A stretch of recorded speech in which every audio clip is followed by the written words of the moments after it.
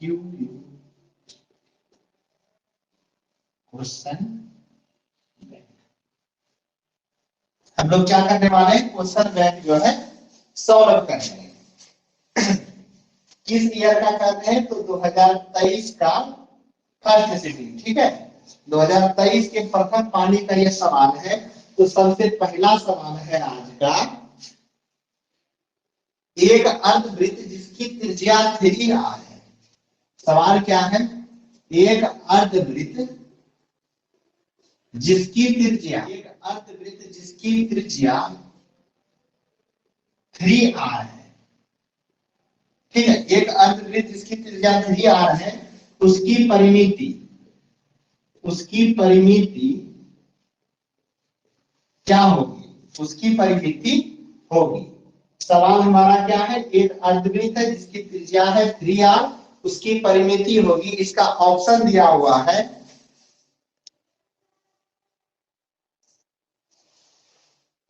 ठीक है। इसका ऑप्शन देते हैं, सबको बनाना है, उसके बाद हम सॉल्व करेंगे। पहला है 3πr plus 3r, 3πr plus 3r। दूसरा ऑप्शन है हमारा 3πr plus 6r, r plus 6r। तीसरा ऑप्शन है हमारा, तीसरा ऑप्शन है 3πr plus 9r, 3πr plus 9r। फिर चौथा ऑप्शन है 3πr, 3πr, ठीक है। तो इसे सॉल्व करके बताएं कि कौन सा आंसर होगा।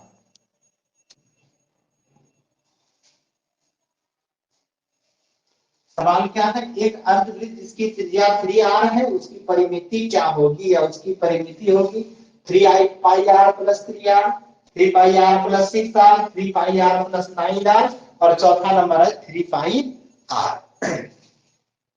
देखते हैं किसी का आंसर आया है। आवाज नहीं आ रही है।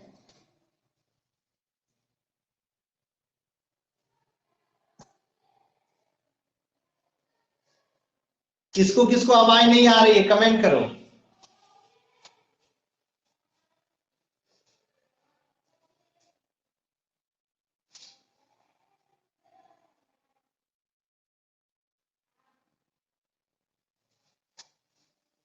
एक का B number 3πr plus 6r, सही जवाब है बी नंबर होगा 3πr प्लस 6r। अच्छा, आवाज आ रही है, एक बार क्लियर करो उधर से कोई बोल के।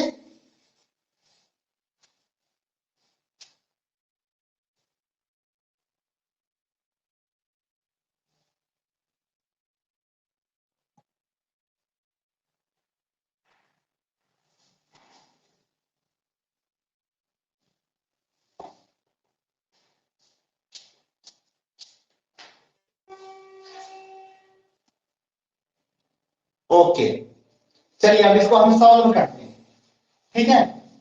देखिए कैसे करते हैं। एक अर्धवृत्त जिसकी त्रिज्या है, जैसा कि आप लोग जानते हैं कि ये अर्धवृत्त हो गया, इसकी त्रिज्या, त्रिज्या कितना दिया हुआ है 3r, कितना दिया है 3r, यानी त्रिज्या को कहते हैं r, r का मान हमारा दिया हुआ है 3r, ठीक है। तो कहता है इसकी परिमिति, अर्धवृत्त की जो परिमिति होती है, अर्धवृत्त की परिमिति बोलिए या परिधि बोलिए, अर्धवृत्त की परिमिति होती है बच्चों r into pi plus 2, r into pi plus 2। अर्धवृत्त की परिमिति क्या होती है, r इंटू पाई प्लस 2। अब देखो इस छोटी r की जगह क्या मान रखना है 3r, क्या रखना है 3r इंटू पाई प्लस 2। तो सॉल्व करेंगे 3r गुना पाई, तो 3πr प्लस 3 दूनी 6r। तो देखिए ये वाला ऑप्शन कौन सा मिला 3πr प्लस 6r। तो ये वाला समझ में सबको आया, सबको अगर समझ में आ गया तो एक लिख के मैसेज करें। आज थोड़ा स्लो स्लो चलेंगे, कल से रफ्तार में चलेंगे, ठीक है।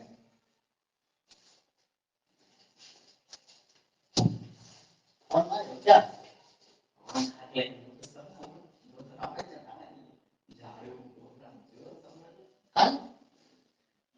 वो आप कार्य देते नहीं थी, हम उसे क्या करें।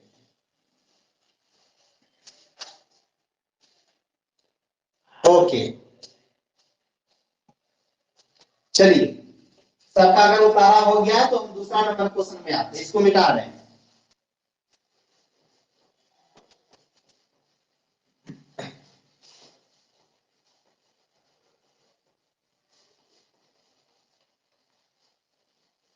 जो जो जिसको नहीं आता हो उसको लिखते जाइएगा, ठीक है। अगला सवाल है हमारा, निम्नलिखित में से कौन सी संख्या किसी घटना की प्रायिकता नहीं हो सकती है।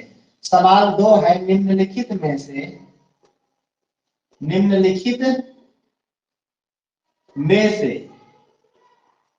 कौन सी संख्या किसी घटना की प्रायिकता नहीं हो सकती है। किसी घटना की प्रायिकता नहीं हो सकती है। निम्नलिखित में से कौन सी संख्या किसी घटना की प्रायिकता नहीं हो सकती है। ऑप्शन हमारा दिया हुआ है, ऑप्शन है 0.7,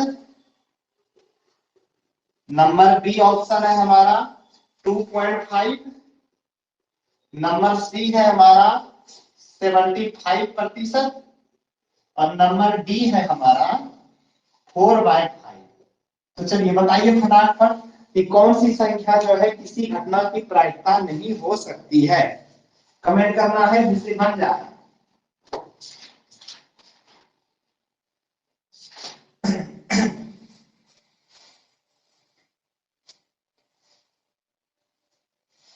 कौन सी संख्या किसी घटना की प्रायिकता नहीं हो सकती है। 2 नंबर का बी नंबर, देखो बी नंबर सही है। और बताओ किसका किसका बना।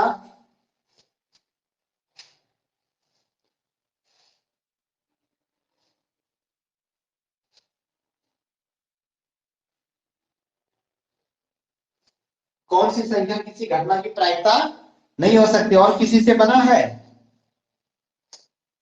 चलिए अब हम बताते हैं, देखिए किसी घटना की प्रायिकता होने का कुछ शर्त होता है, ठीक है। मान लिया जाए, ठीक, प्रायिकता क्या होगी, प्रायिकता का मान हमेशा जो है ना 0 से बड़ा या बराबर, ठीक है। अगर हमें मान लिया जाए प्रायिकता है ये प्रोबेबिलिटी ऑफ पी, अगर हमें ये प्रायिकता का ये मान है मान लिया जाए, तो ये मान तभी प्रायिकता होगा जब या तो 0 होगा या 0 से बड़ा होगा, लेकिन वो क्या होगा 1 से छोटा होगा या क्या होगा बराबर होगा। या तो 0 होगा या उससे बड़ा होगा, लेकिन 1 से छोटा होगा या तो 1 के बराबर होगा, तभी वह किसी घटना की प्रायिकता हो सकती है।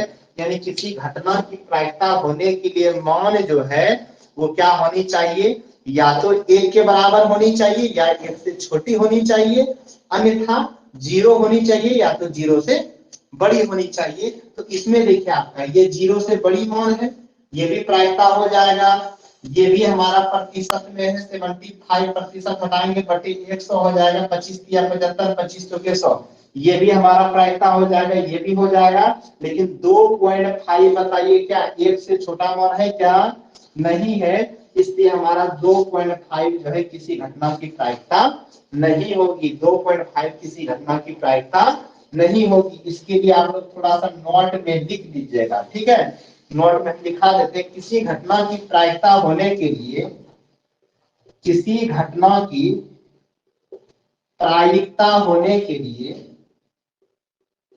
प्रायिकता होने के लिए, किसी घटना की प्रायिकता होने के लिए मान हमेशा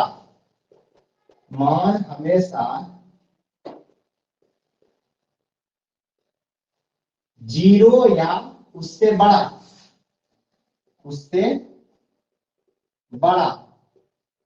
तथा 1 या उससे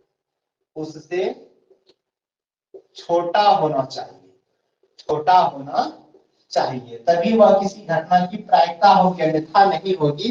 किसी घटना की प्रायिकता होने के लिए मान हमेशा 0 या उससे बड़ा तथा 1 या उससे छोटा होना चाहिए। जैसे देखिए 0 या उससे क्या है जीरो, यानी जीरो के बराबर या उससे बड़ा, लेकिन एक या उससे क्या होनी चाहिए, छोटा होनी चाहिए, तभी वह किसी घटना की प्रायिकता होगी। तो इसमें देखिए कौन है, तो 2.5 हमारा एक से बड़ा है, यानी ये हमारा किसी घटना की प्रायिकता नहीं होगी, जबकि ये सब हमारा एक से छोटा है, इसलिए ये सब किसी घटना की प्रायिकता होगी। बताइए सबको समझ में आया?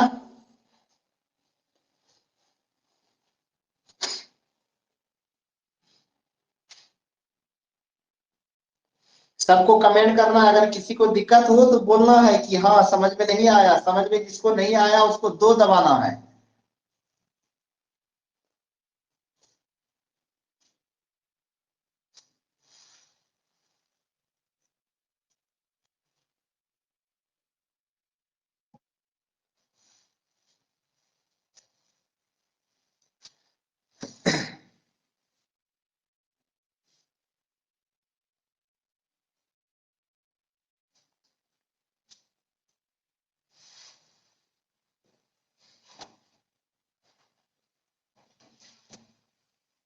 कमेंट नहीं कर रहे इसका मतलब समझ में नहीं आया है।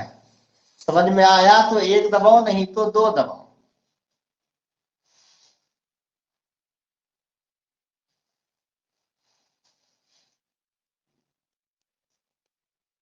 एक एक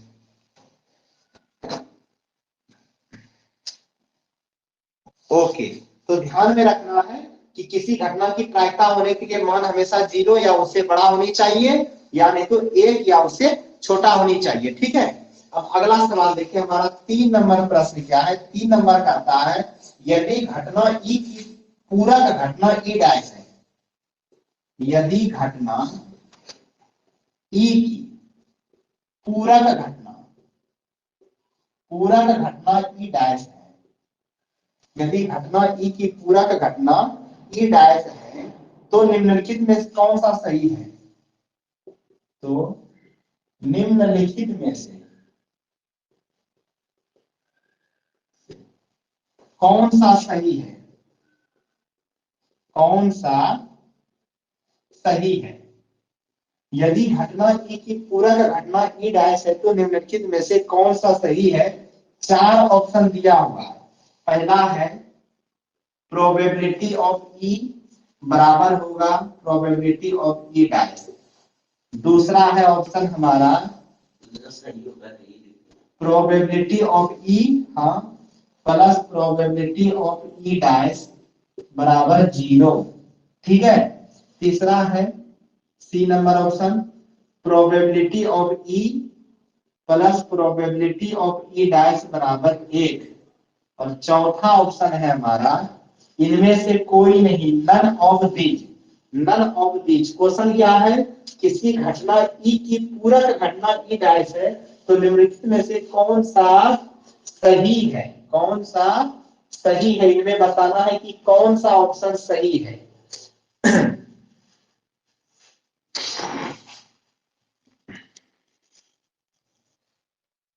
चलो निधि घोष का आंसर आ गया है, और सब बच्चा को बताना है।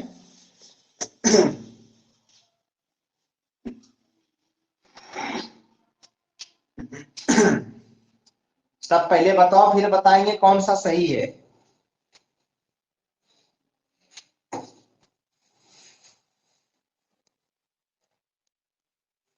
क्वेश्चन ही नहीं समझे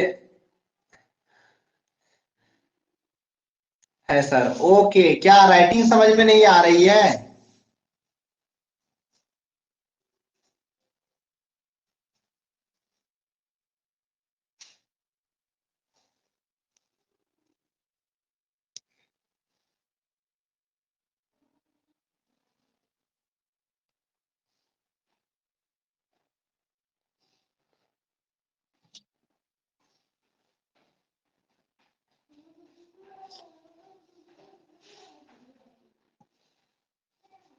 अब जो नहीं जुड़ पाया है उसके लिए रिकॉर्डेड वीडियो रहेगा, अभी वीडियो कट करना पड़ेगा किसी का भी रिक्वेस्ट अप्रूव करने के लिए। ठीक है,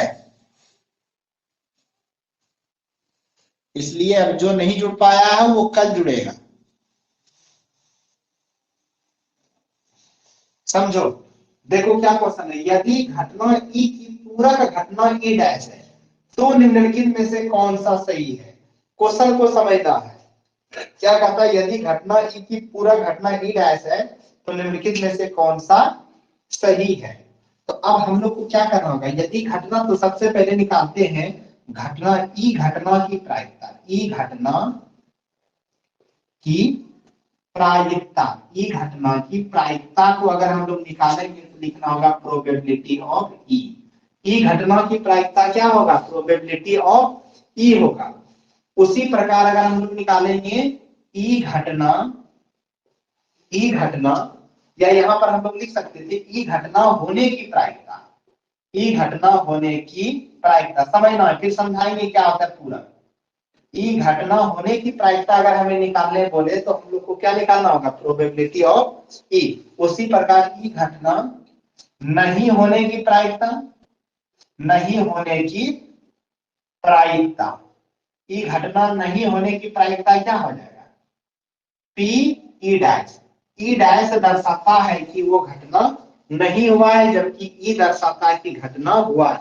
अगर हमें बोले ई घटना होने की प्रायिकता तो प्रोबेबिलिटी ऑफ ई, ई घटना नहीं होने की प्रायिकता को कहते हैं प्रोबेबिलिटी ऑफ ई डैश। और इसी को कहते हैं हम लोग, जो प्रोबेबिलिटी ऑफ ई डैश होता है इसी को कहते हैं ई की पूरक घटना। इसी को क्या कहते हैं? ई की पूरक घटना।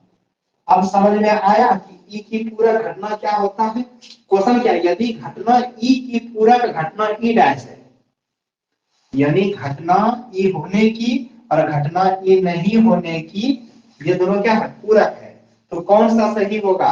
तो हमने क्या निकाला? ई घटना होने की प्रायिकता प्रोबेबिलिटी ऑफ ई, ई घटना नहीं होने की प्रायिकता प्रोबेबिलिटी ऑफ ई डैश, और इसी को कहते हैं ई की पूरक घटना, यानी ई की पूरक घटना।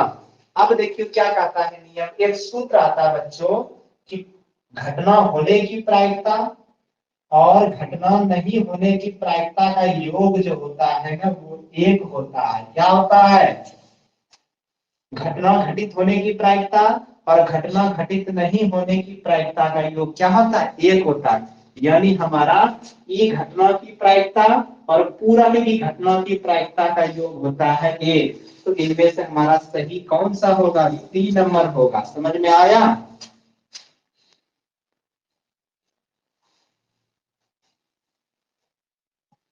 देखो क्या कहता है, यदि घटना ई की पूरा घटना ई डैश हो, और हम लोग जानते हैं कि घटना ई की प्रायिकता और पूरा घटना की प्रायिकता का योग एक होता है। क्या होता है? एक। इसी पूरा घटना को हम लोग कहते हैं घटना घटित नहीं होने की प्रायिकता। पूरा घटना को ही कहा जाता है घटना घटित नहीं होने की प्रायिकता। ठीक है? अब बताओ किसको समझ में नहीं आया? तो आंसर कौन सा हो जाएगा? सी नंबर हो जाएगा।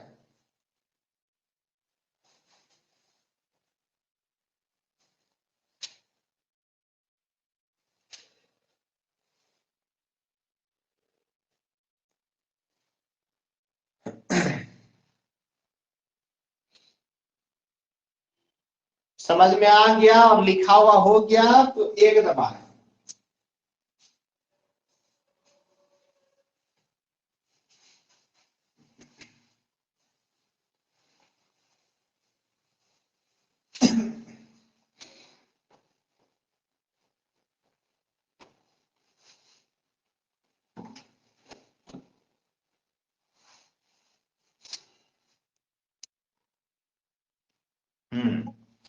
चलिए अब अगला सवाल में हम लोग चलते हैं।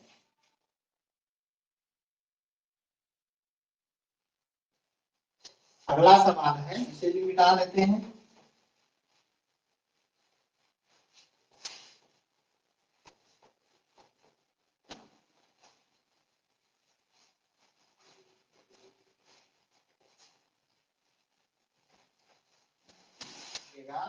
एक पासे की एक फेक में 4 नंबर है।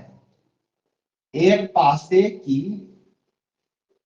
एक फेक में, एक पासे की एक फेक में दो नहीं आने की प्रायिकता क्या है? दो नहीं आ,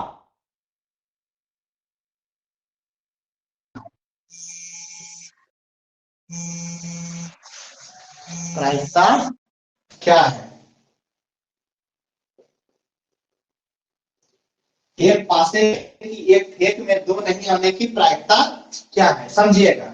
इसका ऑप्शन क्या क्या है, ऑप्शन लिखिएगा। ए नंबर जो है ऑप्शन होगा 0, बी नंबर ऑप्शन है हमारा 1/6, सी नंबर ऑप्शन है 5/6 और डी नंबर ऑप्शन है हमारा 1/2। चलिए फटाफट बनाइए, जिससे बनता है बताइए कौन सा आंसर होगा। एक पासे की एक फेक में दो नहीं आने की प्रायिकता, यानी एक पासे को फेंका जाता है, कहता उसमें दो नहीं होने की क्या संभावना होगी, प्रायिकता यानी संभावना। चलो निधि घोष का आंसर आ गया, और सब बताओ। किसी का देख के किसी को नहीं बताना है, हो सकता है गलत भी हो सकता है।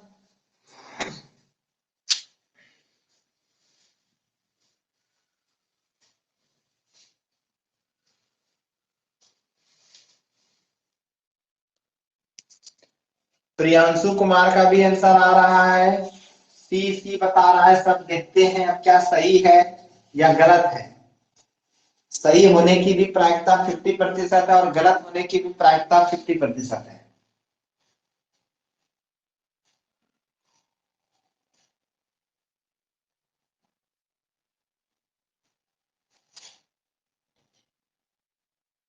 बन गया, और किसी से बनेगा? चलिए अब हम ही बता देते हैं। देखिए क्या कहता है, एक पासे की एक फेक में, पासा बोले तो लूडो का गोटी। मान लीजिए कि लूडो के गोटी में क्या रहता है, 1 2 3 4 5 6। तो लूडो के गोटी में हम एक पासा को फेंकते हैं, क्या आएगा 1 2 3 4 5 6।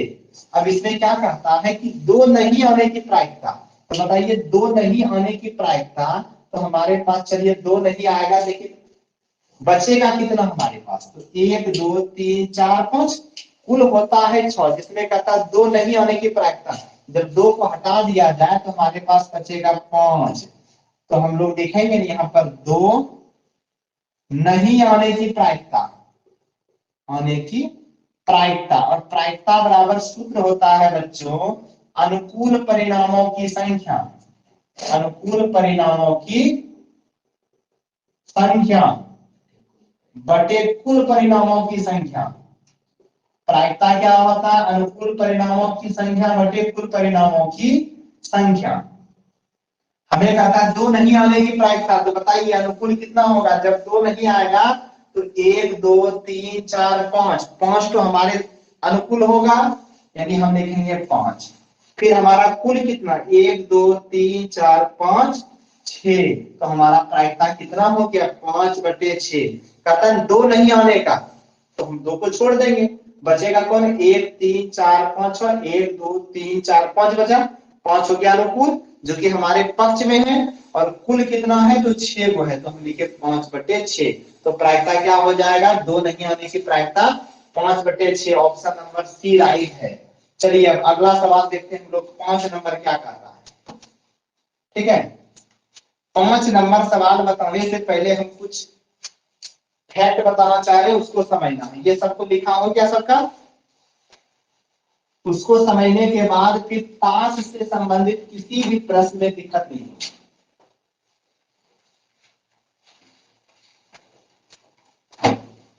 देखिएगा,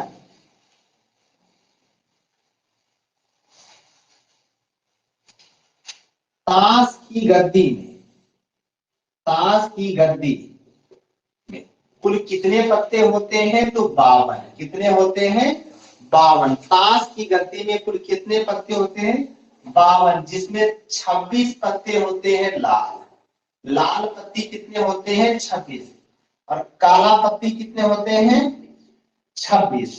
यानी ताश की गद्दी में 52 पत्ते होते हैं, जिसमें 26 लाल और 26 काला, 26 लाल और 26 काला। अब जो ये 26 लाल है, लाल कितना है, 26 है, ये भी दो भागों में बंटता है। एक पत्ता को कहते हैं पान का पत्ता, कौन सा पत्ता, पान का पत्ता, और दूसरा रहता है हमारा ईंट का पत्ता, ईंट का पत्ता। पान का पत्ता होता है 13 और ईंट का पत्ता होता है 13, समझना है। ताश के गद्दी में कुल 52 पत्ते होते हैं, जिसमें 26 लाल 26 काला। लाल जो होते हैं 26, उसको भी दो भागों में बांटा गया रहता है। उसमें 13 रहता है पान का पत्ता और 13 रहता है ईंट का पत्ता। कौन सा पत्ता? ईंट का पत्ता। दूसरा जो काला पत्ती है, इसमें भी जो है 26 पत्ते रहते हैं।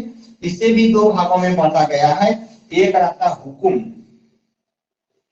हुकुम रहता है 13, और एक रहता है हमारा चिड़ी। चिड़ी, चिड़ी कितना रहता है? ये भी हमारा रहता है 13। हुकुम 13, चिड़ी 13। ठीक है। ताश की गद्दी में कितने पत्ते होते हैं? 52। 26 लाल, 26 काला।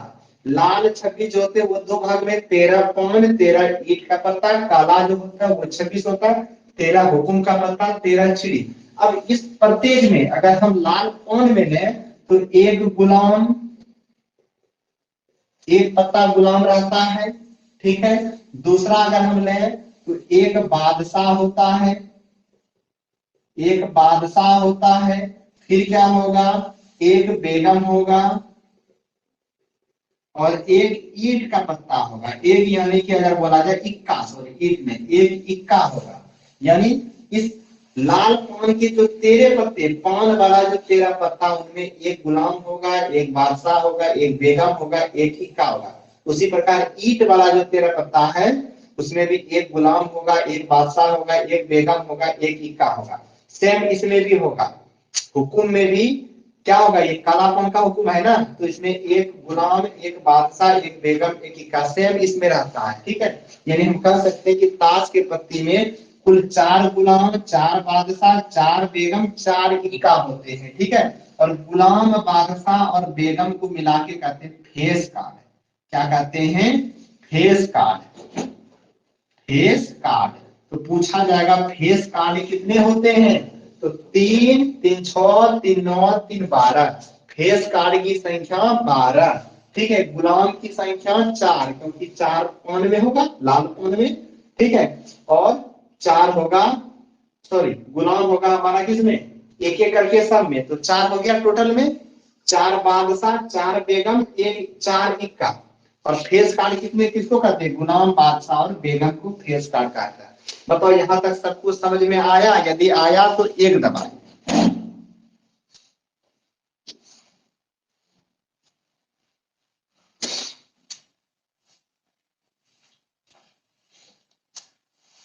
और सबको ये लिख लेना है।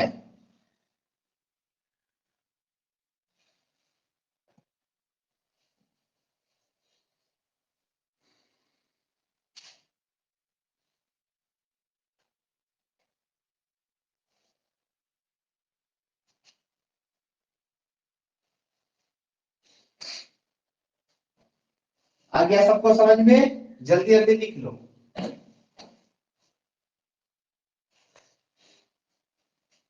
एक सवाल तब तक हम लिखते हैं। नंबर है कितना? 5। अच्छी तरह फेंटे गए, अच्छी तरह फेंटे गए, अच्छी तरह फेंटे गए 52 ताश की एक गद्दी में। 52 ताश की एक गद्दी में, अच्छी तरह से फेंटे गए 52 ताश की एक गद्दी में से यादृच्छया एक पत्ता, गद्दी में से यादृच्छया, यादृच्छया यानी बिना देखे, यादृच्छया एक पत्ता, अच्छी तरह से फेंटे गए 52 ताश की एक गद्दी में से यादृच्छया एक पत्ता खींचा गया। एक पत्ता खींचा गया। ठीक है। इसके काले रंग के बादशाह होने की प्रायिकता क्या है? तो इसके काले रंग के, इसके काले रंग के बादशाह होने की प्रायिकता क्या है? होने की प्रायिकता क्या है? क्या कहता है कि 52 पत्ती वाला ताश की गद्दी में से एक पत्ता को अचानक बिना देखे खींच दिए तो कहता है कि इस बात का क्या संभावना है, क्या प्रायिकता है कि वो पत्ता जो है काला रंग का बादशाह होगा। कौन सा रंग का बादशाह होगा? काला रंग का बादशाह। तो इसका उत्तर बताना है, हम ऑप्शन दे रहे हैं। ऑप्शन पहला है 1/13, दूसरा ऑप्शन है हमारा, दूसरा ऑप्शन है 1/26, तीसरा ऑप्शन है हमारा 2/39 और चौथा ऑप्शन है none of these, none of these. ठीक है, अगर अच्छी तरह से फेंटे गए 52 ताश की गति में से एक पत्ता समझो, अगर किसी का बनता तो फटाफट बताना है कितना नंबर आंसर होगा।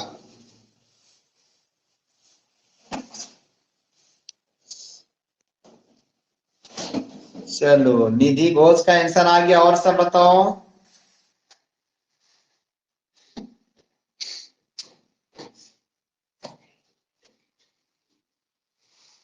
ठीक है, और सबको बताना है।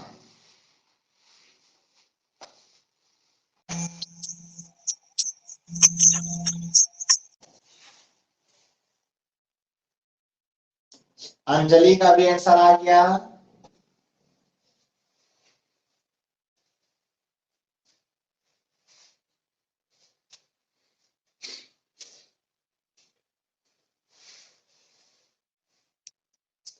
प्रियांशु कुमार का भी आंसर आ गया।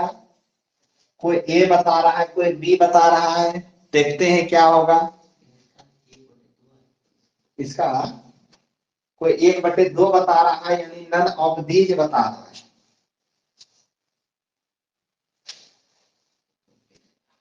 अब हम बताते हैं, ठीक है। क्या कहता है? अच्छी तरह से फेंटे गए 52 ताश की गद्दी में से कुल कितना पत्ता है? 52। तो हम लिखेंगे कुल परिणामों की संख्या, सबको दिखाई दे रही है ना? हाँ, कुल परिणामों की संख्या, इसको हम ऊपर बनाते हैं या इसी जगह बनाते हैं।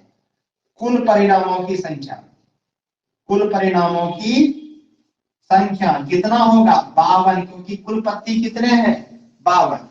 अब उनमें से कहता है एक पत्ती को हम अचानक खींचे, तो इस बात की क्या प्रायिकता है कि खींचा गया पत्ता काले रंग का बादशाह। बताओ, काला रंग, काला में आए तो काला रंग में बादशाह आखिर होगा कितना? यह थोड़ी ना बोला है कि हुकुम या चिड़ी। काला रंग कुल 26 है। अब इनमें से बादशाह कितना होगा काला रंग का? तो काला रंग का 2 बादशाह होगा, एक चिड़ी का, एक हुकुम का। तो काले रंग का बादशाह 2। अगर हमें बोलता लाल रंग की बादशाह, तो लाल रंग में 2 बादशाह, एक पान वाला, एक ईंट का बादशाह, दोनों का रंग लाल होता। लेकिन हमें यहाँ पूछ रहा है काले रंग के बादशाह होने की प्रायिकता। काले रंग में कितना बादशाह है? 2, तो एक हुकुम का, एक चिड़ी का। समझा रहा है ना? तो हमारा अनुकूल परिणाम कितना हो जाएगा? अनुकूल परिणामों की संख्या, अनुकूल परिणामों की संख्या हो जाएगी प्यारे बच्चों 2। कितना होगा? 2। अब हमें कहता प्रायिकता, तो प्रायिकता हम क्या निकालेंगे? प्रोबेबिलिटी ऑफ ई, यानी अनुकूल परिणामों की संख्या बटे कुल परिणामों की संख्या, यानी 2/52। तो 2 एकम 2, 26 दूनी 52, यानी 1/26 आंसर होगा। जिसका जिसका बी नंबर ऑप्शन था वो एकदम राइट है। बाकी बात गलत है, जिसे दिक्कत हो तो बोलो, समझने में कहीं दिक्कत हुआ किसी को? सब पढ़ाई हो चुकी है, ये रिवीजन हो रहा है, और इस तरह का रिवीजन अभी से करते रहोगे तो एग्जाम में आसानी होगी। अभी स्लो चल रहे हैं, धीरे धीरे हम रफ्तार में चलेंगे, इतना टाइम नहीं लेंगे।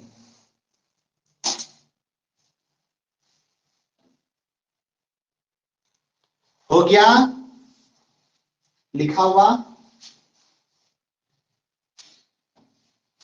और ऊपर वाला लिख लिया होगा सब, उम्मीद है।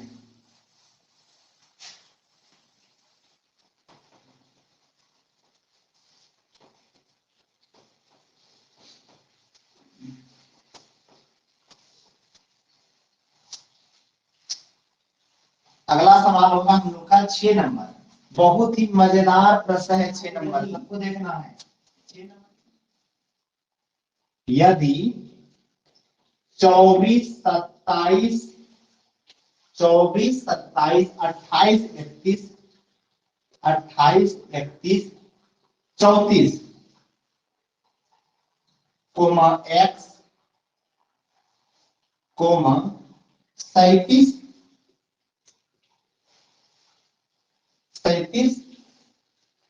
कोमा 40 42 45 50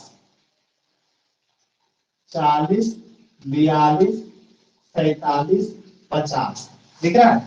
24 27 28 31 मिलाते चल रहे हैं। 24 27 28 31 34 एक्स 37 40 42 43 50 की माध्यिका 35 हो तो की माध्यिका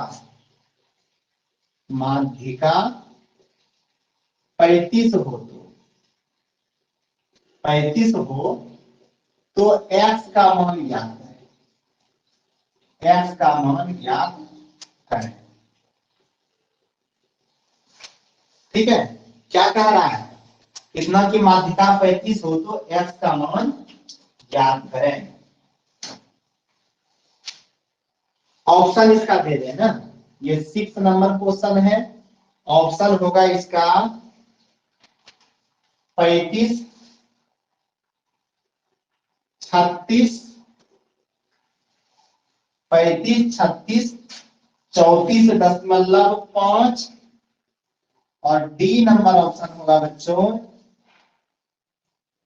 डी नंबर हो जाएगा 35.5 35.5 बनो 6 नंबर।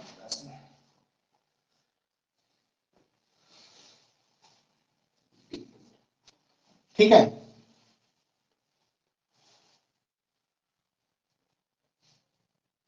चौबीस 27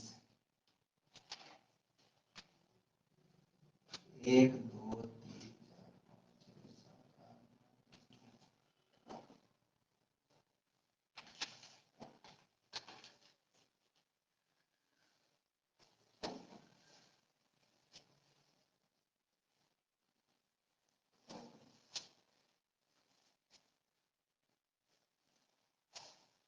क्या किसी से बना या बताना होगा?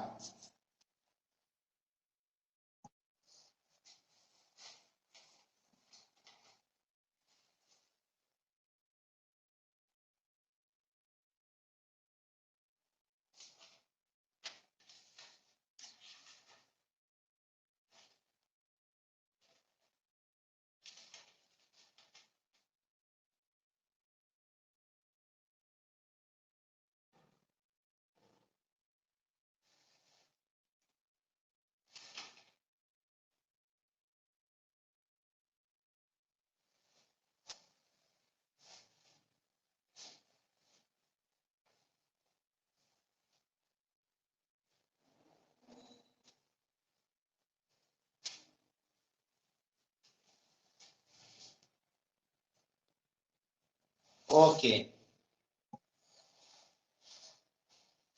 24 27 एक बार क्वेश्चन मिलाते हैं। 1 2 3 27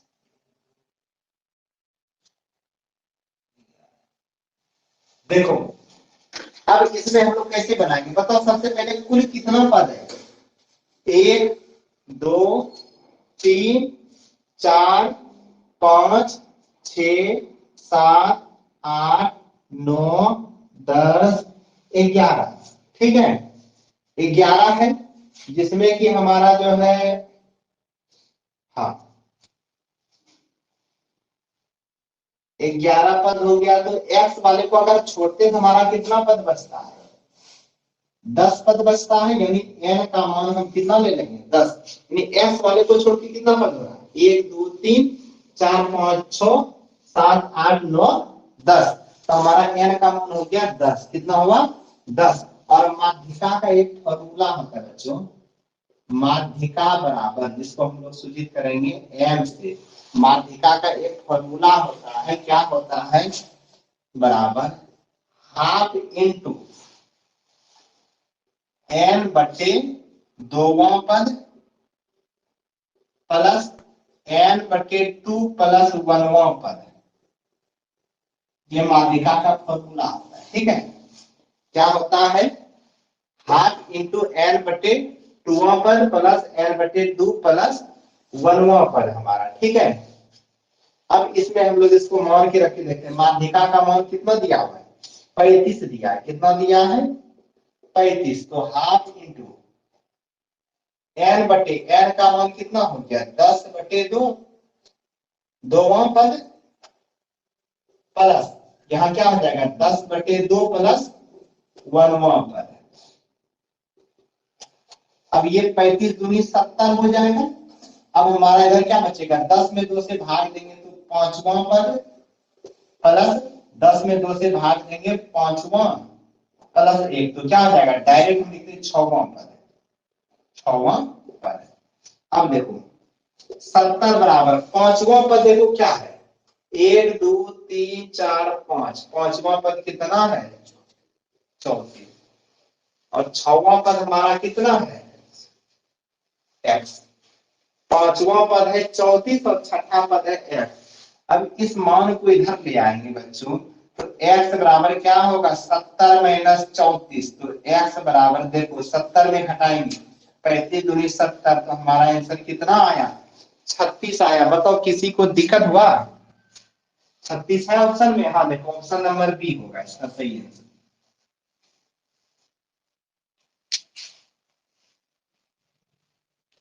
बोलो किसी को दिक्कत हुआ?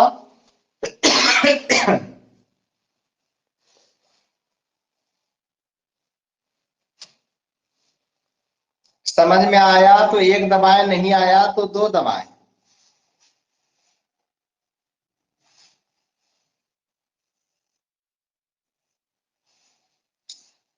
चलो प्रियांशु को समझ में नहीं आया, एक बार से फिर से समझाते हैं। क्या कहता है?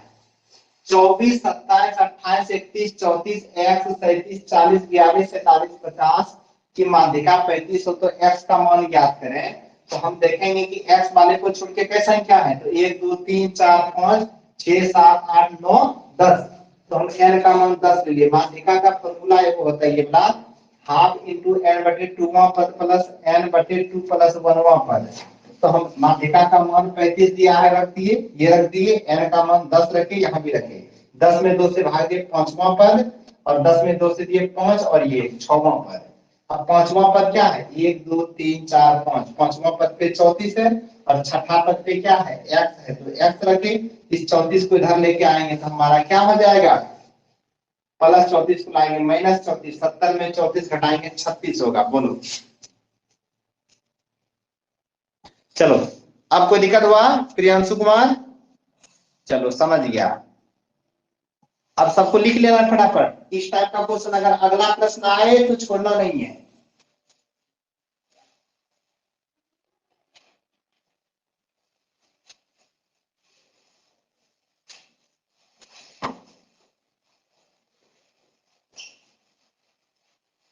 सबको आवाज क्लियर आ रही है ना? और वीडियो क्लीन आ रही है कि नहीं? आवाज क्लियर आ रही है तो एक दबाओ।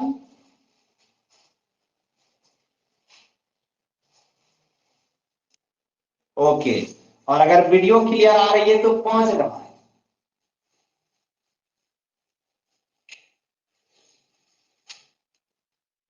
चलो आवाज वीडियो दोनों क्लियर आ रही है।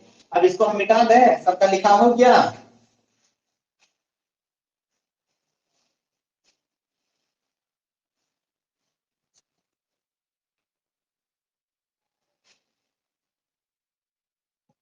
ओके।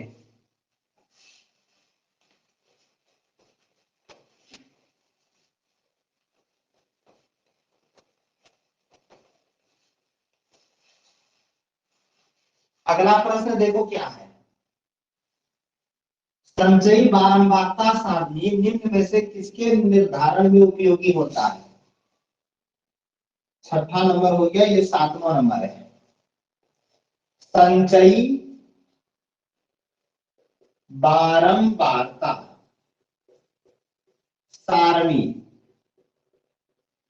संचयी बारंबारता सारणी निम्न में से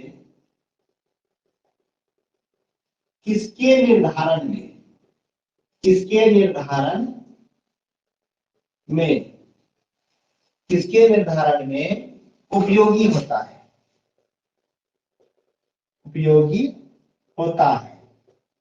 संचयी बारंबारता सारणी निम्न में से किसके निर्धारण में उपयोगी होता है? पहला नंबर ऑप्शन होगा हमारा माध्य, दूसरा होगा माध्यक, तीसरा होगा बहुलक, माध्य माध्यक बहुलक, चौथा नंबर हो जाएगा नन ऑफ दीज। तो बताइए किसके निर्धारण में सहयोगी होता है? संचयी बारंबारता सारणी किसके निर्धारण में सहयोगी होता है?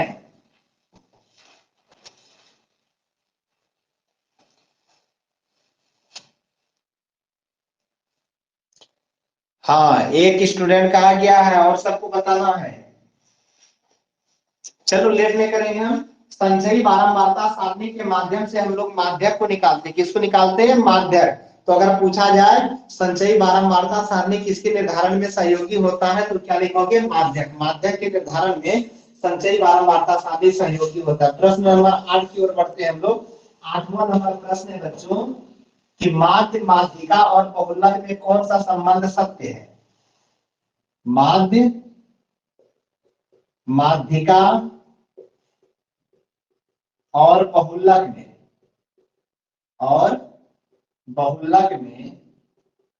कौन सा संबंध सही है? कौन सा संबंध सही है? माध्य माध्यिका और बहुलक में कौन सा संबंध सही है? चलिए ऑप्शन नंबर ए लिखिए। ऑप्शन नंबर ए क्या है? माध्य माइनस बहुलक बराबर 3 इंटू माध्य घटाओ माध्यिका। ठीक है। ऑप्शन नंबर बी माध्य माइनस बहुलक बराबर 3 इंटू माध्य प्लस माध्यिका। ऑप्शन नंबर सी होगा माध्य माइनस बहुलक बराबर 3 इंटू बहुलक घटाओ माध्यिका। किसी को क्वेश्चन बैंक का आंसर देख के नहीं बताना है, खुद से समझ के पढ़ना है।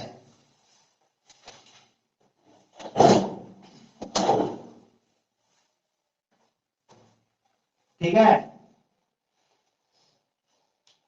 माध्य माध्यिका और बहुलक में कौन सा संबंध सही है बताना है फटाफट।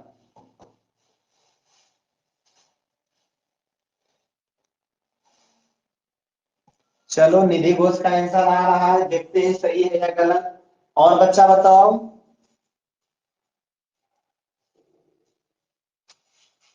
कौन कौन जुड़े हो? दिव्यांशु कुमार, निधि, अभिनंदन, प्रियांशु, सुधांशु, सुमित, दीपू, सुमित, राज। अच्छा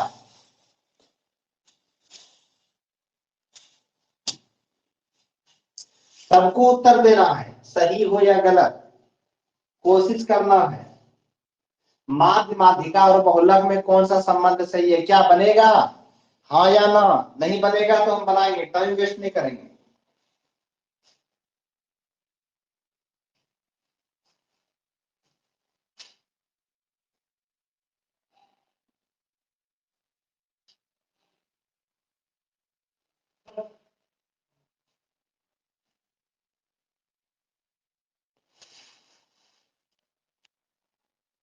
ना। ओके चलो हम बनाते हैं। देखो बच्चों एक सूत्र होता है, पहले सूत्र को याद रखना होगा, फिर हम लोग संबंध को चेक करेंगे।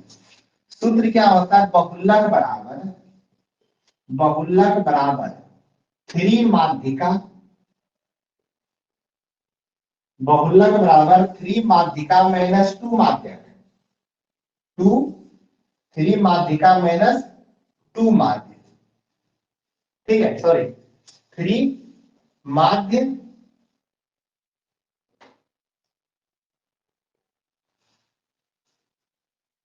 माध्यिका माइनस 2 माध्यक यानी माध्य। ये हमारा सूत्र होता है बहुलक बराबर 3 माध्यिका माइनस 2 माध्य। अब देखिए ये सूत्र होता है, इसको याद रखना है। बहुलक बराबर 3 माध्यिका माइनस 2 माध्य। अब इसको चेक करते हैं कि कौन सा संबंध इसमें सटीक बैठता है। तो चलो पहला नंबर सॉल्व करते हैं। तो हमारा क्या दिया है, माध्य माइनस बहुलक बराबर 3 माध्य माइनस माध्यिका। सॉल्व करते हैं, ये दिया हुआ है। तो माध्य माइनस बहुलक 3 गुना माध्यिका, ठीक है। अच्छा माध्य दिया ना, तो 3 माध्य, ठीक है। और हमारा क्या हो जाएगा, 3 माध्य माइनस 3 माध्यिका, माध्य और माध्यिका। अब हमें क्या करना होगा, इस माध्यिका को हम लोग एक काम करते हैं, बराबर की इस पार ले आते हैं, बहुलक उधर ले आते हैं, इन दोनों को इधर ले आते हैं। इधर हमारा बचा क्या, माध्य, इधर से आएगा 3 माध्य, तो क्या हो जाएगा, प्लस में है तो 3 माइनस 3 माध्य हो जाएगा। और इधर हमारा क्या है, माइनस 3 माध्यिका है, तो इधर आएगा तो प्लस 3 माध्यिका हो जाएगा। और बहुलक माइनस बहुलक को उधर ले जाएंगे तो प्लस बहुलक हो जाएगा। समझना, हमने क्या किया, ये सवाल है हमारा, माध्य माइनस बहुलक बराबर 3 गुना माध्य बराबर 3 माध्य माइनस 3 गुना माध्यिका 3 माध्यिका। हम इस दोनों को उठा के इधर ले आए, ताकि बहुलक को हमें प्लस में डालना है ना, तो और बहुलक उस तरफ ले गए, तो माइनस वाले बहुलक उधर लेके गए, प्लस हो गया। और 3 माध्य जो था ये पॉजिटिव में था, इधर लाए बराबर किस बार में, निगेटिव में हुआ। और माइनस 3 माध्यिका को इधर लाए पॉजिटिव में हुआ, बराबर क्या बचा, बहुलक। अब तो 3 माध्य में से इसको पहले लिखते हैं, 3 माध्यिका, 3 माध्य में से एक माध्य घटा, क्योंकि ये प्लस ये माइनस है, तो -2 माध्य बचा। और बराबर क्या बचा, बहुलक।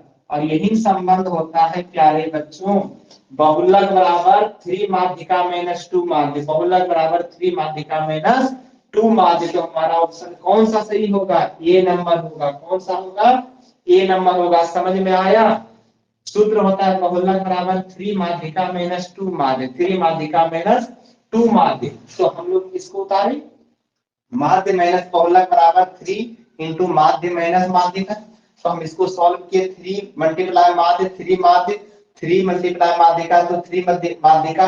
अब इन दोनों को बराबर किस तरफ ले आए, तो ये पॉजिटिव था, इधर आया निगेटिव हुआ, ये निगेटिव था, इधर आया पॉजिटिव हुआ, बराबर। और माइनस में बहुलक था, उस पार लेके गए, प्लस में हुआ।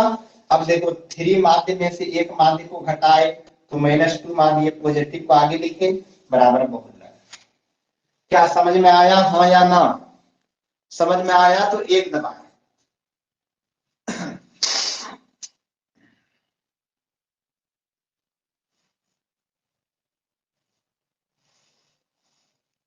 नौ आदमी में से 3 का ही कमेंट आ रहा है, और सबको बताना है।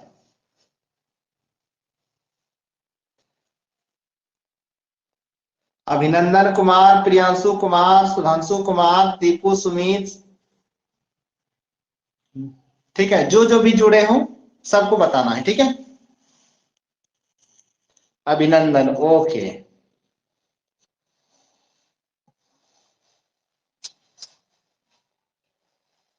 समझ में आ गया, तो अगला प्रश्न लिखते हैं हम लोग।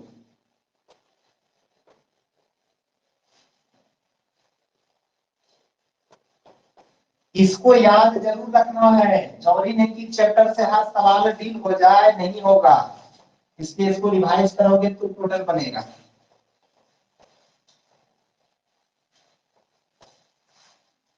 अगला प्रश्न हम लोग लिखते हैं, प्रश्न नंबर कितना होगा, 9 होगा। प्रश्न नंबर 9 की ओर चलते हैं। 9 नंबर प्रश्न क्या कह रहा है, निम्नलिखित वितरण में बहुलक वर्ग क्या है। पूछ रहा है, निम्नलिखित वितरण में बहुलक वर्ग क्या है, बहुलक वर्ग क्या है, बताना है कि इसमें बहुलक वर्ग कौन सा होगा। एक चार्ट दिया हुआ है हमारे पास, ठीक है। क्या दिया है, पहला नंबर वर्ग है, और दूसरा नंबर में क्या है, बारंबारता, बारंबारता। इसमें पूछ क्या रहा है, तो बहुलक वर्ग क्या होगा, क्या होगा बहुलक वर्ग क्या होगा। तो 0 से 10, ये दिया है 15, 10 से 20, ये दिया है 20, 20 से 30, ये दिया है हमारा 45, और 30 से 40, ये दिया है 15, और 40 से 50, ये दिया है 25। तो इसमें बताना बहुलक वर्ग कौन होगा। ऑप्शन दे रहे हैं, ऑप्शन नंबर 1 होगा 10 से 20, बी होगा 20 से 30, सी होगा 30 से 40, और डी होगा 40 से 50। तो बताइए फटाफट कौन सा बहुलक वर्ग होगा इसमें।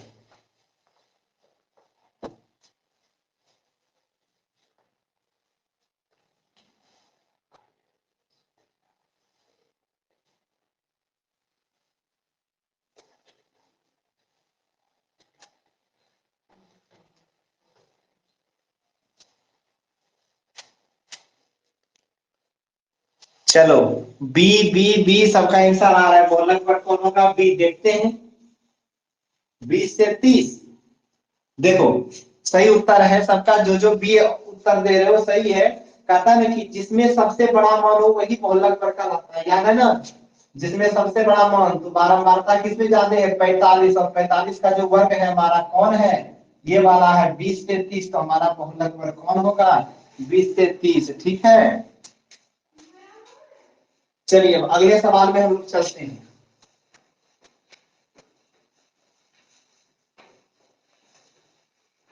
अगला प्रश्न क्या होगा हमारा, प्रश्न नंबर है 10। 10 नंबर है, यदि x plus 2, 2x plus 3, 4x plus 5 तथा 5x प्लस 2, 5x प्लस 2 का माध्य 18 है, तो x का मान ज्ञात है। x का मान ज्ञात है। ठीक है, बताइए किसका किसका बनता, ऑप्शन दे रहे हैं। A 5, B number 6, C number 3, D number 15। ठीक है,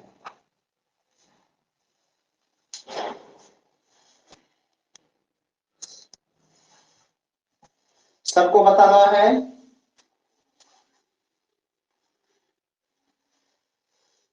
चलो निधि घोष का आंसर आ चुका है, अब और सबको बताना है। यदि x plus 2, 2x plus 3 plus 4x plus 5 तथा 5x प्लस 2 का माध्य 18 है, तो x का मान ज्ञात करें। चलिए देखिए, माध्य बोल रहा है ना, तो माध्य बोले तो मध्य मान। चलिए हम लोग ऐसे निकालते हैं, माध्य बराबर फॉर्मूला होता है, सबको जोड़ लेंगे। x plus 2 plus 2x plus 3 plus 4x plus 5 plus 5x plus 2। ठीक है, अच्छा कितना संख्या है, 1 2 3 और 1 4। जितना संख्या रहे उतना से भाग देना है। सबको, माध्य का नियम है कि सबको जोड़ के जितना संख्या रहे उतना से भाग देना है। बताइए माध्य का मान कितना दिया है, 18। तो हम लोग रखेंगे इस जगह 18। कोई दिक्कत है यहाँ तक किसी को, और किसी का आंसर आया है क्या। हाँ ठीक है, माध्य बराबर क्या होता है, x plus 2, 2x plus 3, 4x plus 5 और 5x प्लस 2। तो क्या किया हमने, सबको जोड़ दिया। ठीक है, और जितना संख्या 1 2 3 4 का 4 से भाग दिया, माध्य का मान दिया था 18, रख दिए। सबको जोड़ते हैं, x और 2x कितना होगा, 2 1 3, 3x और 4x 7x, 7x और 5x 12x होगा, प्लस 2 3 5, 5 5 10, 10 2 12, 10 2 12 बटे 4। इसके नीचे नहीं कुछ तो 1 देते, क्रॉस मल्टीप्लाई, 18 चौक 72, 18 चौक 72 बराबर 12x प्लस 12। अब हम क्या करेंगे, चर अचर को एक तरफ, ये अचर है इधर ले आए, तो 72 घटाओ 12 बराबर 12x। क्या होगा 12x, बताइए 72 में 12 घटेगा 60 बराबर 12x। तो x इक्वल टू 60 बाय 12, 12 पंचे 60, यानी x का मान कितना निकला, 5। कितना आया, 5। तो हमारा आंसर क्या हो जाएगा, ऑप्शन नंबर ए, ये जो बताए हो राइट आंसर है। किसी को दिक्कत हुआ तो 2 दबाना है, दिक्कत नहीं हुआ तो 1 दबाना है।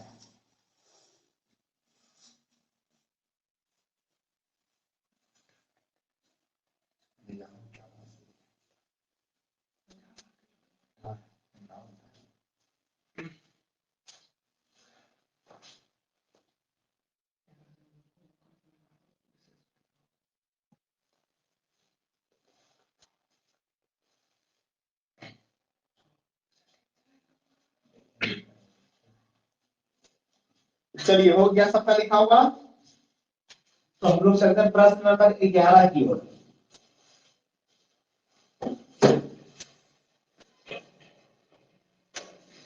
फटाफट लिखते चलना, लेट नहीं करना है।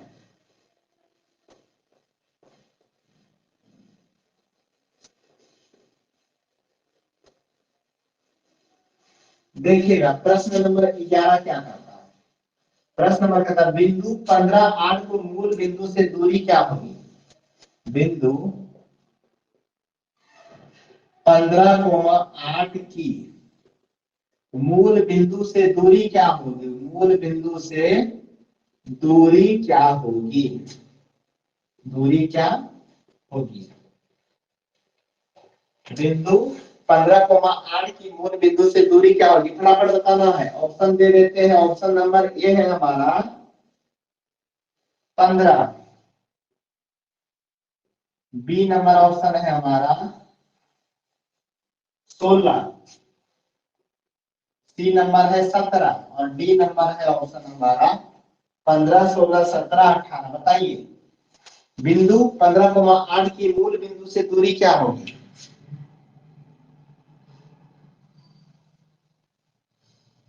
सी सी सी, 3 स्टूडेंट का सी आया है। देखते हैं चेक करके। देखिए बच्चों जब भी मूल बिंदु कहे तो मूल बिंदु बराबर क्या होता है 0 0, यानी x का मान भी 0 y का मान भी 0। तो कहता है 15,8 का मूल बिंदु से दूरी क्या होगी। एक बिंदु ये हो गया और दूसरा है 15,8। तथा इन दोनों के बीच का दूरी क्या होगा। तो दूरी बराबर सूत्र होता है बच्चों, दूरी बराबर x2 घटाओ x1 पर होल स्क्वायर प्लस y2 घटाओ y1 का होल स्क्वायर और अंदर रूट। ये होता है दूरी का फॉर्मूला कि x2 घटाओ x1 का होल स्क्वायर y2 घटाओ y1 का होल स्क्वायर। ये हमारा x1 ये y1 ये हो जाएगा x2 और ये हो जाएगा y2। तो बताइए x2 का मान कितना है 15, x1 का मान है 0 पर होल स्क्वायर, एक्स y2 का मान कितना 8 और y1 का मान है 0। का सर पहले का घटाओ पहला और दूसरे का घटाओ दूसरे का, यानी पहला वाले मान में पहले को घटाना, दूसरा वाले में दूसरे को घटाना है। ठीक है। चलो सुमित दीपू का भी आंसर आया है सी नंबर। बहुत सुंदर सुमित दीपू। 15 में 0 घटाएंगे 15 का होल स्क्वायर, 8 में 0 घटाएंगे 8 का होल स्क्वायर, 15 15 225 और 8 8 64 दोनों को जोड़ेंगे तो 289 होगा और 289 का वर्गमूल आप लोग को पता होगा 17 होगा, यानी आंसर हमारा राइट होगा सी, ऑप्शन नंबर सी। ठीक है, सी इज राइट आंसर। जिसका नहीं बना फटाफट लिख देना है, हम लोग आगे बढ़ेंगे।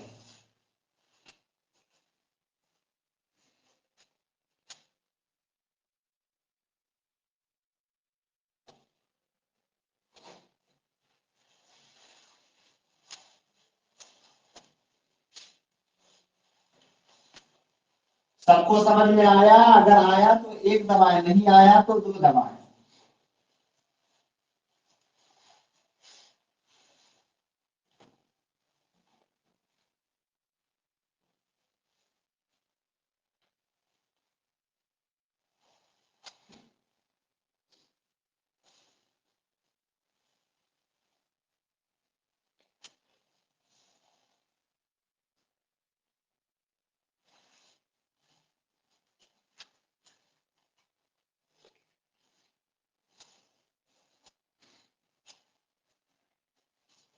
चलिए प्रश्न नंबर 12 क्या कहता है उसको समझते हैं लोग। प्रश्न नंबर 12 है सरल रेखा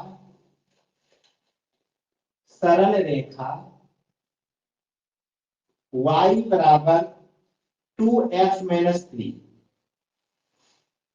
का आलेख, सरल रेखा y बराबर 2x-3 का आलेख निम्न में से किस बिंदु से होकर गुजरेगी? निम्न में से किस बिंदु से होकर गुजरेगी? निम्न में से किस बिंदु से होकर गुजरेगी? ऑप्शन नंबर है हमारा बच्चों 2,2, बी नंबर है 4,1, सी नंबर है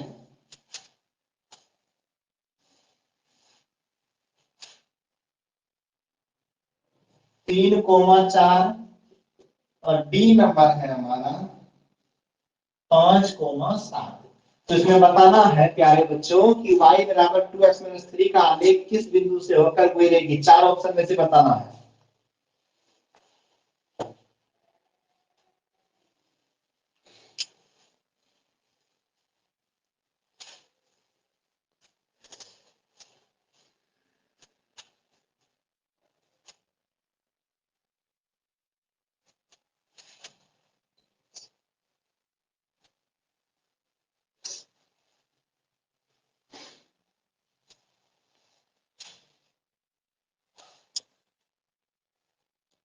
सुमित राज का ऑप्शन नंबर डी आ रहा है। देखते हैं सुमित कुमार, और सबको बताना है।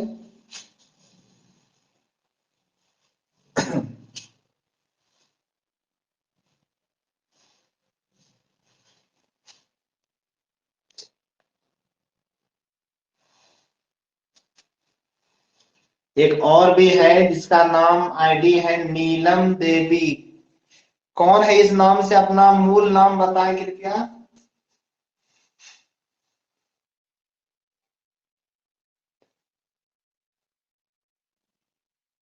अच्छा, स्तुति कुमारी, ओके ठीक है। स्तुति कुमारी का भी आया था ऑप्शन डी, ठीक है।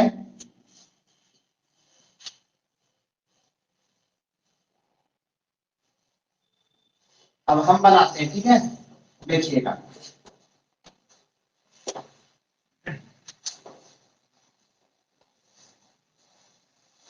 सरल रेखा y बराबर हमारे पास दिया है 2x-3 किस बिंदु से होकर गुजरेगी। इस प्रश्न में हमें सभी ऑप्शन का मान रख के चेक करना पड़ेगा, ठीक है।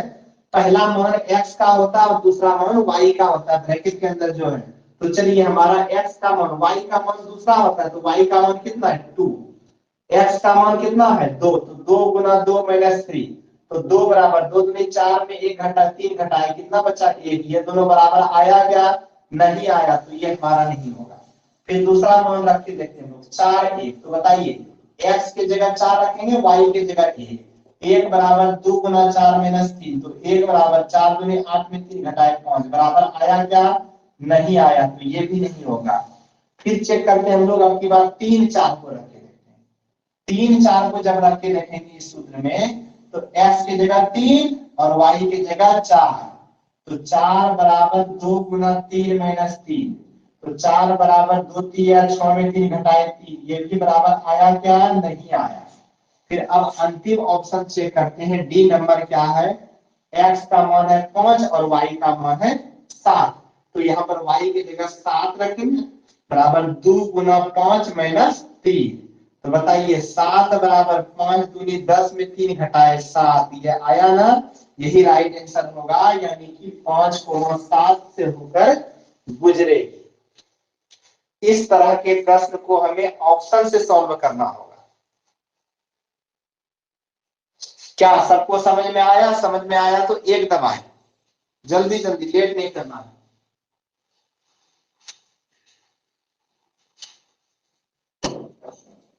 ओके ओके,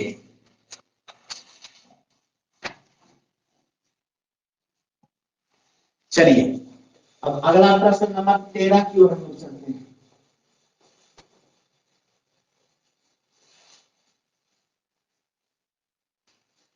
प्रश्न नंबर 13। प्रश्न नंबर 13 क्या है? एक्स अक्ष पर वह बिंदु,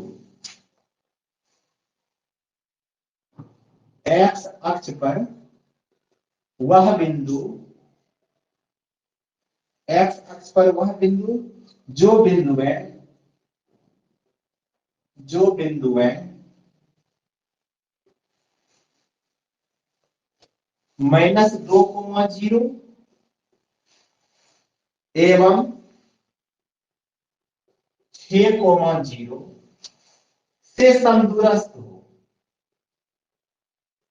समदूरस्थ हो। समदूरस्थ का मतलब होता है बच्चों समान दूरी। चलो इसको बताना है, क्या होगा आंसर? पहला नंबर ऑप्शन है हमारा 0,2, ऑप्शन नंबर बी है 2,0, ऑप्शन नंबर सी है हमारा 3,0 और ऑप्शन नंबर डी है हमारा 0,3। ठीक है, बताइए कौन सा होगा?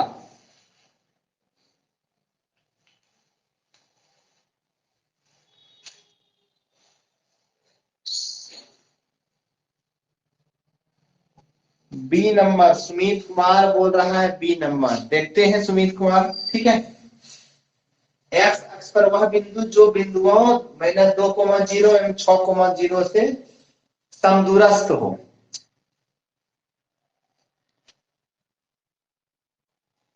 चलिए इसको हम बनाते हैं। एक रेखाखंड है, उसमें दिया हुआ है -2,0 और 6,0। अब कहता है एक्स अक्ष पर वह बिंदु जो इन दोनों से समदूरस्थ हो। समदूरस्थ का मतलब समान दूरी पर हो, यानी इन दोनों के बीच में एक बिंदु का मान ज्ञात करना है एक्स अक्ष पे जो इन दोनों से क्या हो? समदूरस्थ हो। समदूरस्थ का मतलब जितना दूरी यहां से होगा उतना ही, उसी को कहते हैं समदूरस्थ। क्या कहते हैं? समदूरस्थ। ठीक है, अब समझना, हमें बोला है एक्स अक्ष, तो हम मानते हैं कि वह बिंदु P है। और कथन एक्स अक्ष यदि बोले तो उसका मान होगा x,0। वही अगर हमें y अक्ष बोले तो हमें 0,y, यानी जो अक्ष बोला जाए उसका मान हम वही लिखेंगे और उसके अपोजिट वाले के मान को हम 0 लेंगे। ठीक है, तो कथन एक्स अक्ष पर वह बिंदु, यानी हमारा ये वाला बिंदु का मान होगा x,0। ठीक है, एक्स अक्ष पर वह बिंदु ज्ञात कीजिए जो -2,0 एवं 6,0 से समदूरस्थ हो। इनसे और इससे समदूरस्थ हो, तो हमने माना बिंदु P है जो इन दोनों से समदूरस्थ है। वो किस पे? एक्स अक्ष पे बोल रहा है, इसलिए हमने x,0 लिया। अब समदूरस्थ का फॉर्मूला होता है समदूरस्थ के लिए, इसको मान लेते हैं A और इसको मान लेते हैं B। ठीक है, समझिए, इसको A माने, इसको B। तो समदूरस्थ के लिए होता है AP स्क्वायर बराबर BP स्क्वायर।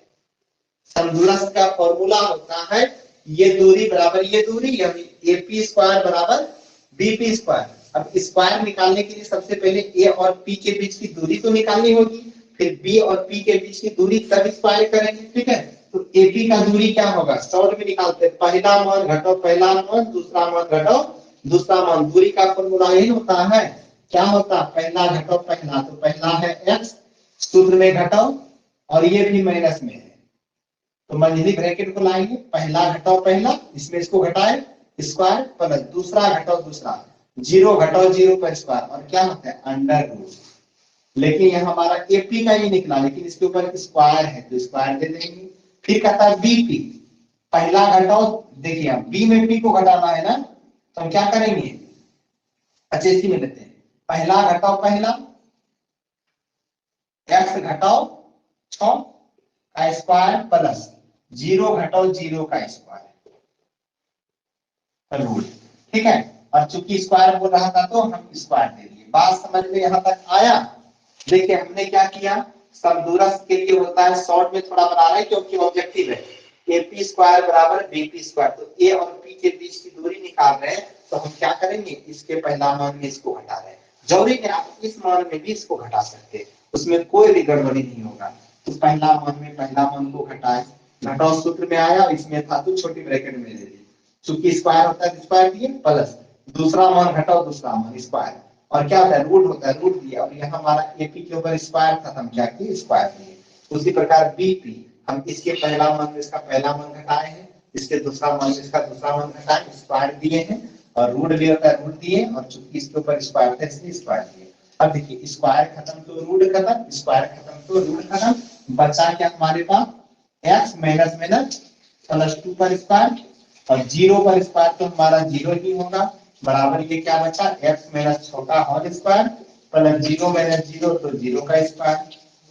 ठीक है, अब देखिए a प्लस बी का होल स्क्वायर क्या होता है ए स्क्वायर प्लस 2ab ab यानी x गुना 2 प्लस b का होल स्क्वायर प्लस 0 बराबर a माइनस b का होल स्क्वायर क्या होगा a square minus 2ab a Guna b plus b का स्क्वायर प्लस इधर 0 का स्क्वायर क्या होगा 0।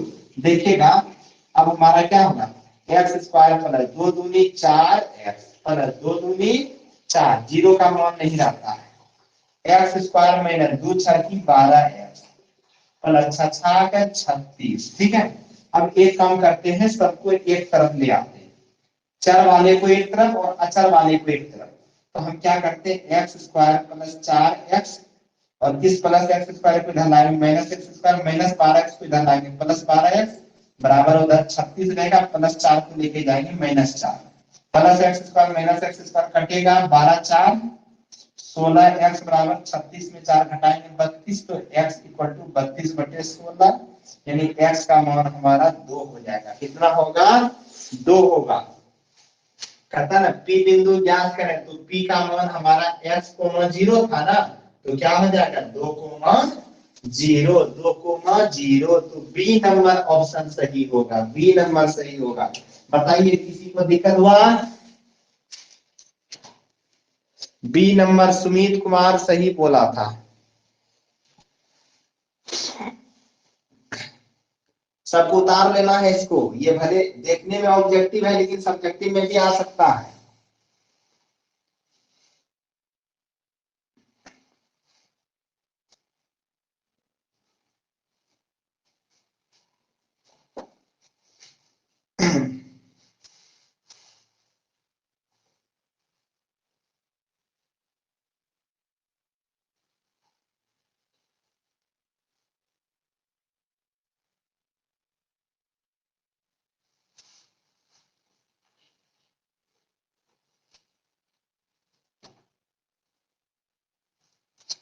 हो जाए तो अब हम लोग 14 नंबर पे आएंगे, लिखा हो जाए तो एक लिखें।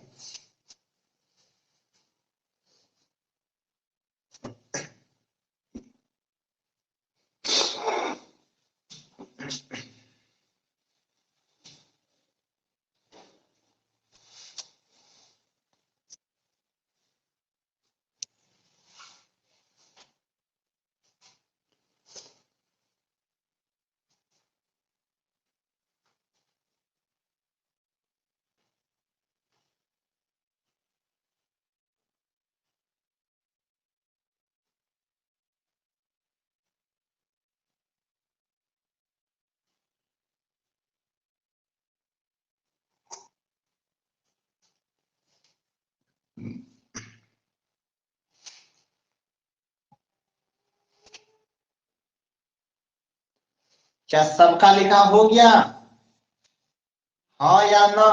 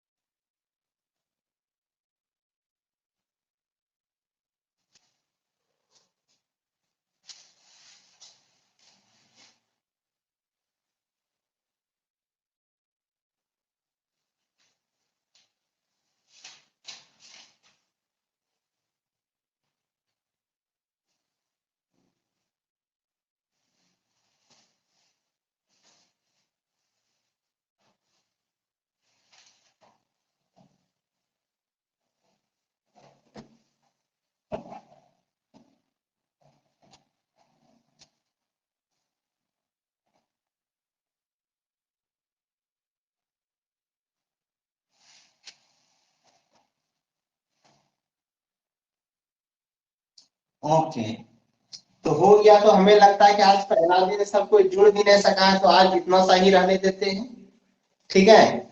फिर कल से हम लोग जो है इससे ज्यादा रनिंग से चलेंगे और सबको टाइम पे जुड़ जाना है, ठीक है। तो आज के लिए इतना ही। अब आप लोग अपना अपना रिवीजन कीजिए घर में, होमवर्क जो दिया गया उसको याद कीजिए, और हम कोशिश कर रहे हैं कि रात में जो है क्वेश्चन आंसर लिख लें, और अगर समय मिले तो हम अपलोड भी कर देंगे संस्कृत का क्वेश्चन आंसर। ठीक है, धन्यवाद।